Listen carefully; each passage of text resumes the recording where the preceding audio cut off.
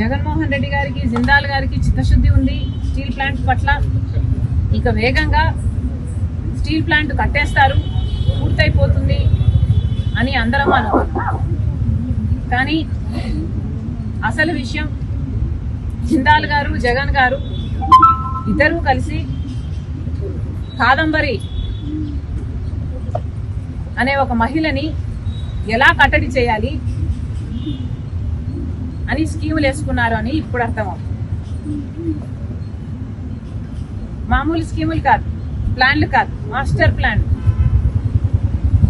ఒక ఆడదాన్ని ఒక్కదాన్ని చేసి స్కీములు వేసి మాస్టర్ ప్లాన్లు వేసి ఆమెను తొక్కడానికి చూశారు.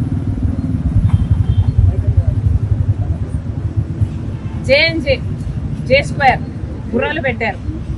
జగన్ గారు, జిందాలు గుర్రాలు పెట్టి ఒక్క మహిళని అడ్డుకోవడానికి, ఎదుర్కోవడానికి అన్ని స్కీములు వేసి దాన్ని ఎలా ఆచరణలో పెట్టారో ప్రజలందరూ చూశారు.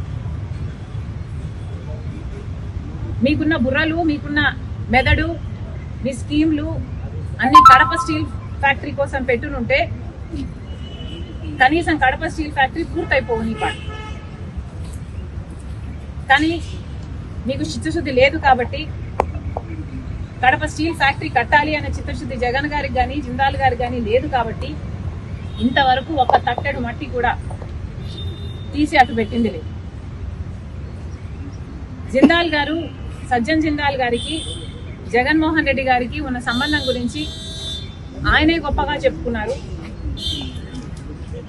అది నిజం కాబట్టే జగన్మోహన్ రెడ్డి గారు జిందాల్ గారికి ఒక కడప స్టీల్ ఫ్యాక్టరీలోని 3500 ఎకరాలు ఇవ్వడమే కాకుండా రాష్ట్రంలో వివిధ ప్రాంతాల్లో ఉన్న మైన్స్ అయితేనేమి, ప్రాజెక్ట్స్ అయితేనేమి ఇవన్నీ కూడా కట్టబెట్టడం జరిగింది.